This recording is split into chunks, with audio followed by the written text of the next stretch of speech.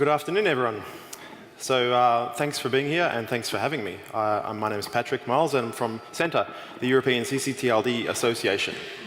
So today I have 10 minutes to give you a lot of charts, and so I'm going to make it as concise as possible and talk about the registration trends that in CENTER we're seeing over the last few years. So instead of starting with a joke, I thought we'd start with a problem statement. And then we'll talk about the global TLD market and how things are looking these days. And then a deep down focus on registration trends in European ccTLDs. So what's the problem statement? Maintaining long-term revenue, sustainability in a market of declining to stagnant growth. So over the last 10 or so years, or as long as CENTER has been recording data on a very accurate basis in ccTLDs in Europe, we have seen a long-term decline in growth. The volume of registrations is always increasing, but at a slower and slower rate from month to month, from year to year. So if you consider that the average ccTLD registry derives around 95% or plus of their revenue from domain name registrations, you can see that there's a potential problem looming.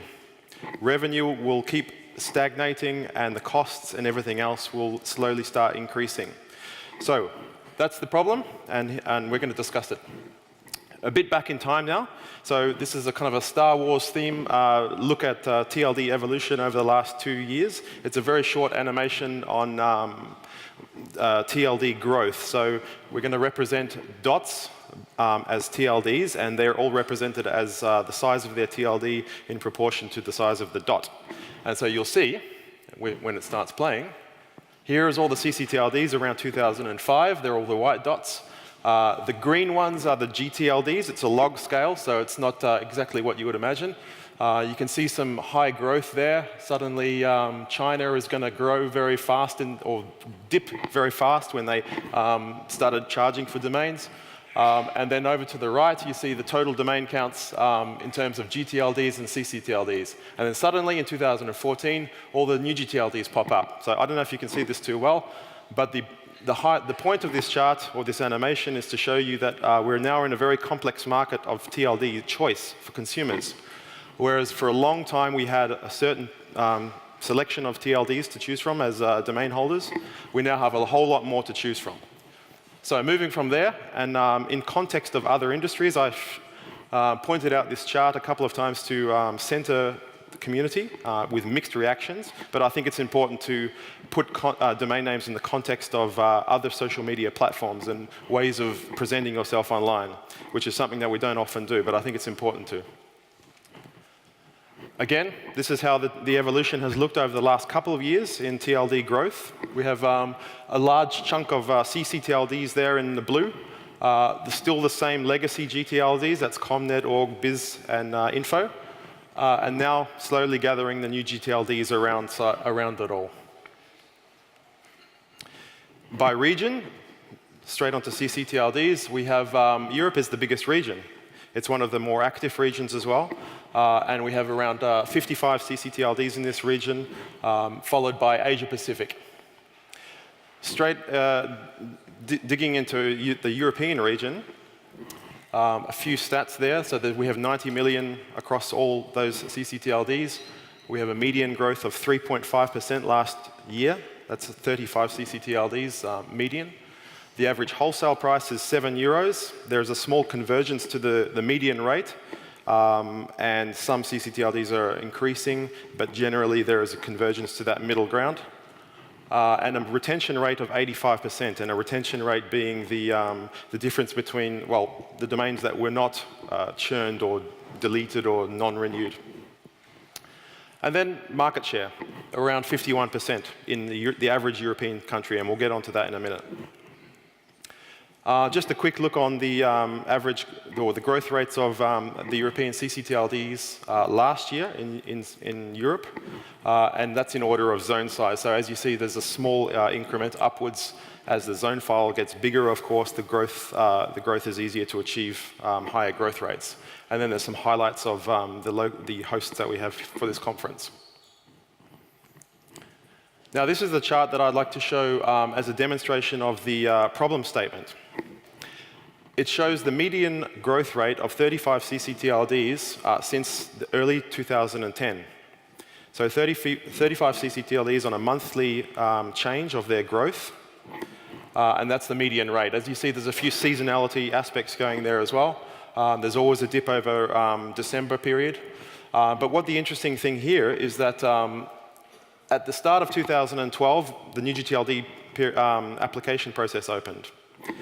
From there, we actually saw one of the fastest declines in ccTLD growth over the last 10 years. Then, in 2013, some of the new GTLDs were delegated. Sometime after there, if you can just see it, the growth has started to become relatively flat. This is across the same group of ccTLDs over the last 7 years or so. So we're entering a stagnant period growth. This is the same chart in context of the other TLD groups.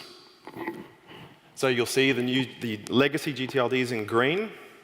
They had a massive spike in early 2015, most attributed probably to a boom in Chinese registrations. And then the new GTLDs are coming on. And we've only started charting that recently. But as you see, it's already converging to the sort of patterns and rates that ccTLDs and GTLDs are already at. Again, a demonstration of that flatline growth in ccTLDs over the last sort of 6 or so years. You see that decline has been pretty consistent over the years until in 2014, 15, and 16, the median rate has been has flattened. So we have 3.5% as its median rate over the last 2 years in ccTLDs. So what's driving that? It's very hard to say what's actually behind the buyer behavior. We do a lot of work of this in Center and our associate groups, but it is very difficult, so we're trying hard to get to that sort of level of detail, but at the moment, we're focused on registration trends. So we can look at the ads rate and the churns rate, for example. Now, the ads rate is a ratio that describes the percentage of a zone file that is brand new domains. So, for example, the median rate was around 18% last year across all ccTLDs. So that's the median ads ratio. If you see below, the churn ratio is those domains that were not deleted or that didn't renew. Oh, sorry, that were deleted or that didn't renew. In 2015, the churn ratio dipped. So this pushed the gap between new domains and deleted domains wider. So retention rates or renewal rates increased a little bit in that year. This is probably the biggest reason for the stabilization of growth. So there's been less deletes in 2015. And a few references of the local hosts in that. And you can always refer back to these slides. Another way of looking at the position of ccTLDs as they evolve is looking at retentions versus ads. So again, the ads ratio on the y-axis, the vertical axis, and the retention ratio on the horizontal. What typically happens in the maturing market is that the new ads ratio is pushed down, while the retentions is theoretically going towards the right a little bit, increasing slightly incrementally. The worrying trend for CCs now is that that retention rate is not actually moving very fast to the right. So although we have a reducing number of new domains, the renewals are not increasing too much, which is a worrying trend. And again, so this might be a decisive year for ccTLDs. On to market share. So every quarter in Center, we produce market share statistics. We take the number of locally registered GTLDs and the number of locally registered ccTLDs and merge them and give them a proportional percentage. Over 30 or so European countries, we find the average, the mean average, is in favor of local ccTLDs to around 51%. And it varies from anywhere from about 25% to 90% in some of the Eastern European countries, for example. We also include other European ccTLDs that were locally registered. If we were to take out that portion the locally registered ccTLD would likely increase to about 55 or 60% almost. In terms of trend of this, we see generally that the local ccTLD is remaining at its 51% average from quarter to quarter over the last 1.5 years. What's changing is the distribution between GTLDs. So as new GTLDs arrive into the European market, which they're still, as you see, at a very small portion of average countries, they are the ones taking a small chunk out of the legacy GTLDs. They're growing at a slightly higher rate than the legacies, locally registered legacies, whereas the ccTLDs are maintaining their slightly higher growth locally. So that's why their position is staying at around 51%. So in conclusion, we have the long-term growth going down. We have a potential intersection between adds and deletes, or churn. And this is a worrying situation. So this is what I'm proposing for the panel to discuss after this. The increasing pressure between cost and revenue margin. So of course, when you have a growth that's declining, you have a few different options. And what I think is, of course, the obvious choices are a price adjustment. So if you have a low growth, you might want to increase your price, which happens across ccTLDs. Some ccTLDs do that. And we have studies to suggest that there's very little impact when you change your price. But is that the right solution? That could be looked at as a Band-Aid effect. It doesn't address the underlying problem of lack of growth. You could look for new market segments and analyze different areas of industry in your country, which is what we do more and more of now. So we're getting to a very complicated level of detail in terms of that type of work.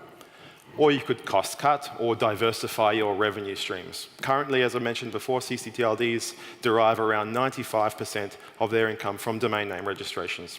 So there's not a whole lot of diversification, or there are some ccTLDs who are venturing into that world more than others. That's it. I'll leave it there. So thanks for listening. If you have questions, I'm happy to take any if there's